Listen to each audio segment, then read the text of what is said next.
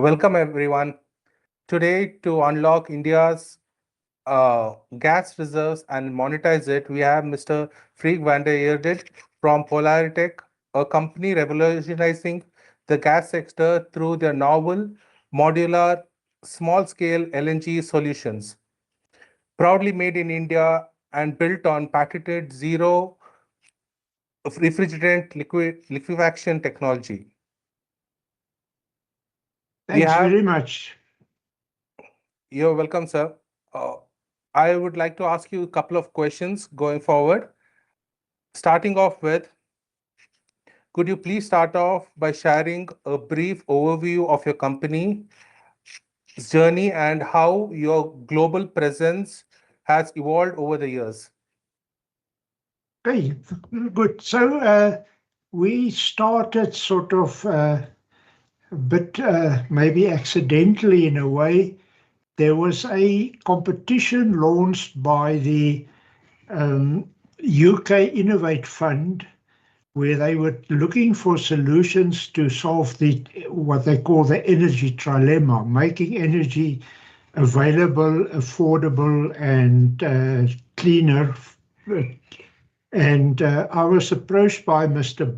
Bill Howe from Gas Consult, who has developed this zero refrigerant technology.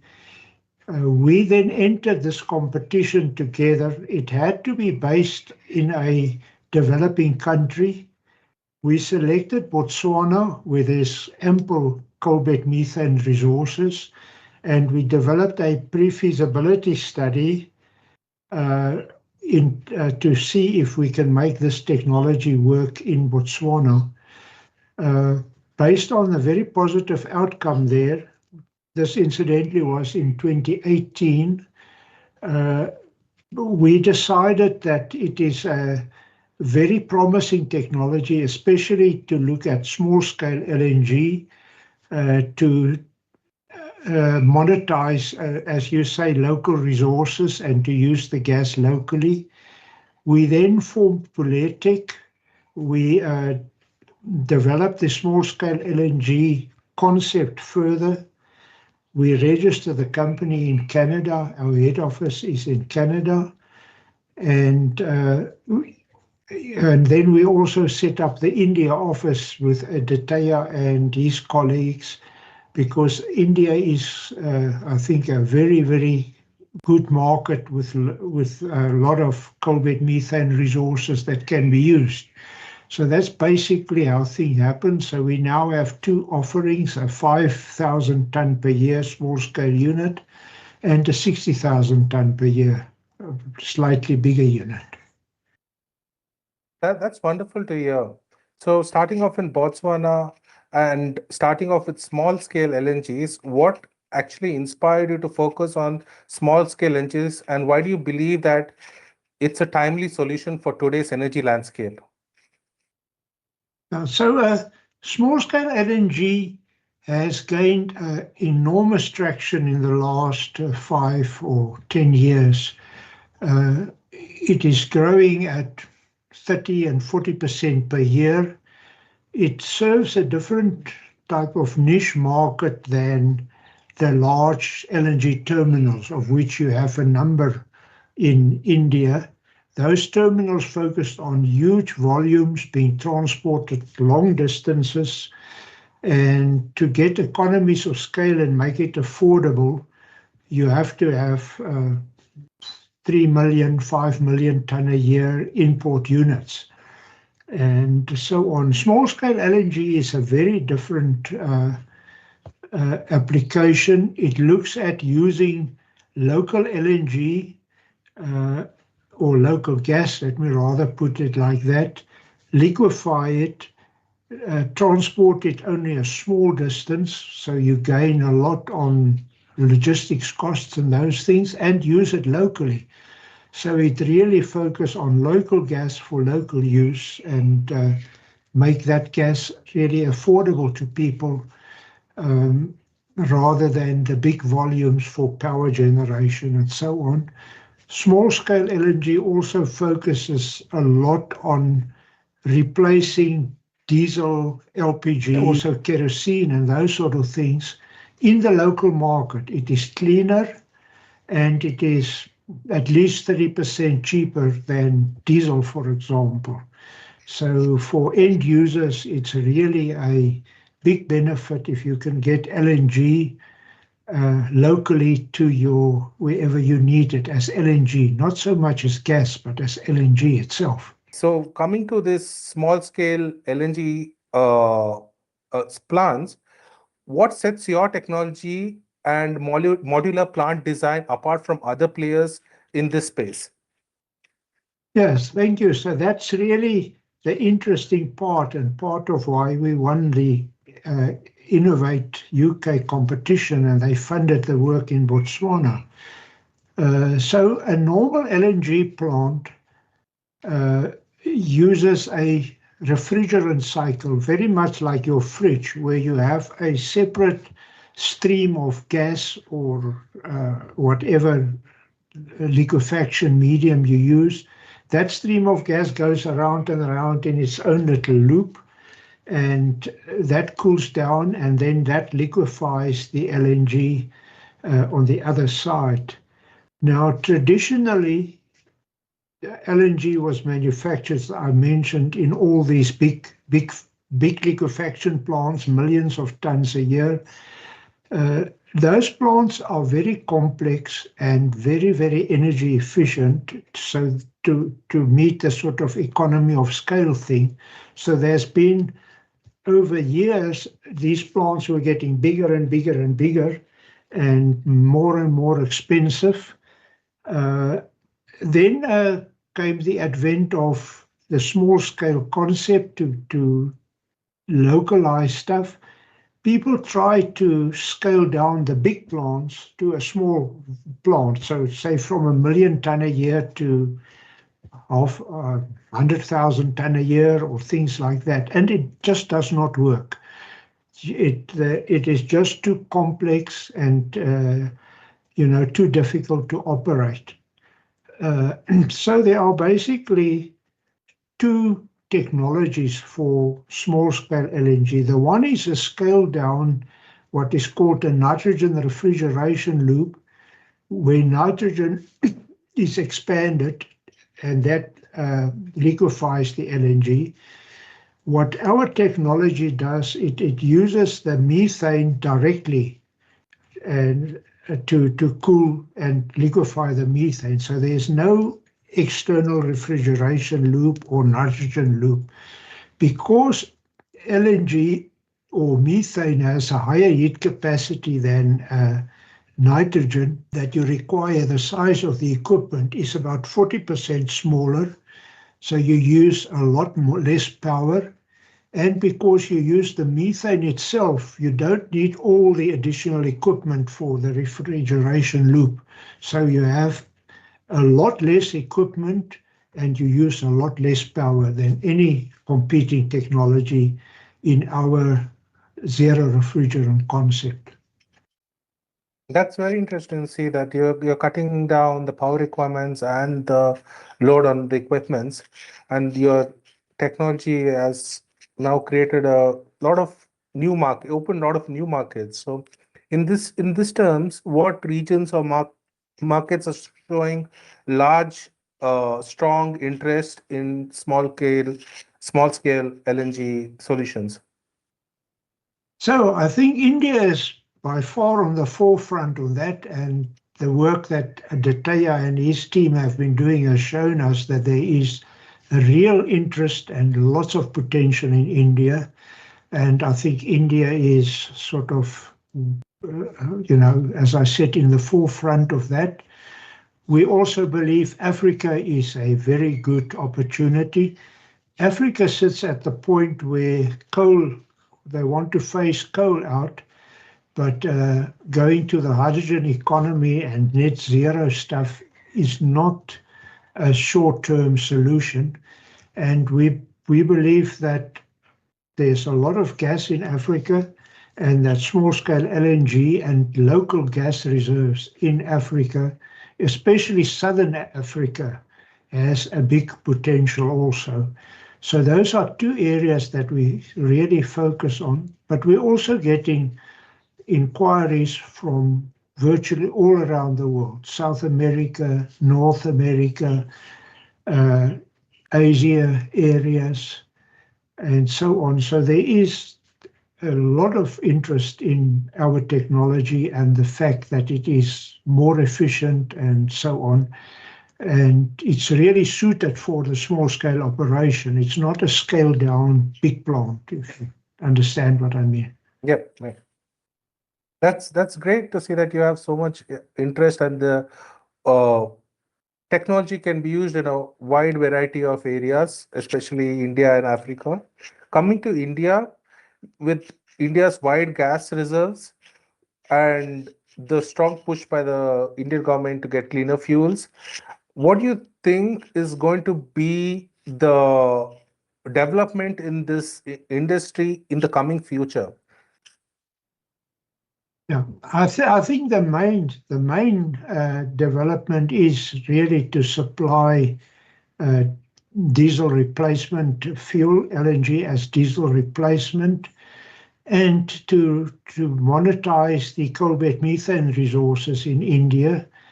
And also the other area that I think we've got a lot of interest from is flare gas, or there are local production areas in India with. So I think the main thing is diesel replacement for small scale LNG is a big area.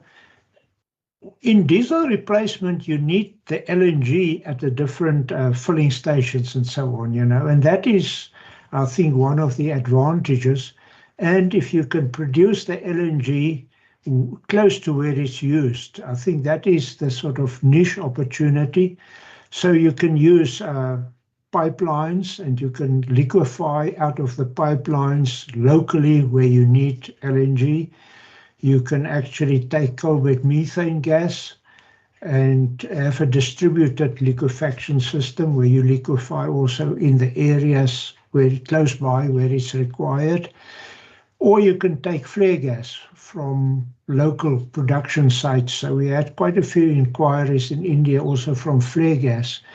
And we can actually, in our technology, you don't have to remove all the heavy components before you liquefy it like you have to do with a big plant. You can just very, very easily liquefy the LNG much cheaper. The big secret of a small-scale LNG is to cut out the long logistics chain. So you want to say where the gas is, liquefy there, and use it as close as possible. I mean, otherwise you can just cart LNG up from your big terminals, but that costs them more money, and that's where the advantage is to cut down on the logistics train. You bring up a good point about the logistics. More locally, you liquefy the gas and locally utilize. You're not going to spend a lot on logistics. But and also you mentioned the wide variety of sources of gas you can use, like the flare gas. So how do you see that Make in India initiative is a strategic advantage for the growth of the company? Yeah, this is actually sort of something that is sort of happening in all the countries. I think this originally there was the idea around, one big global economy and everybody works together and all that. I think that's changed quite a bit, and countries are more looking at, protecting their energy, securing energy, and making sure you have local people are giving the advantage, and production and manufacturing and all of that. So both India and here in Africa and South Africa also, we are really focusing on involving the local industry and so on, and making sure that the local people are used. And a particular advantage that India has, of course, is they have a lot of manufacturing stuff. So I think one can benefit a lot by using, say, local compressors, local cold boxes, and all these sort of things. Incidentally, the compressor is about 50% of the cost of such a liquefaction plant, a liquefaction bit only. So very important to get competitive suppliers. And we've looked at, supplies from all over the world for the equipment. And I think India, even for other places in the world, made in India type stuff, it has really shown us to be a competitive advantage. Yeah. Thank you for that insight. Looks like India's push for homegrown manufacturing is really going to be help in setting up the company in India. So I would like to understand you are raising funds for your first proof of concept plant. Would you like to tell us more about your vision and the key milestones you look to achieve? Yeah. Yeah. So, as I said, we have a long pipeline of inquiries and so on. Um, the question that people always ask us is to, show us a reference plant, especially if a person that wants to put up the LNG plant needs bank financing. Everybody says, where is your reference plant? And we decided that as Pulertec, we will put up a plant.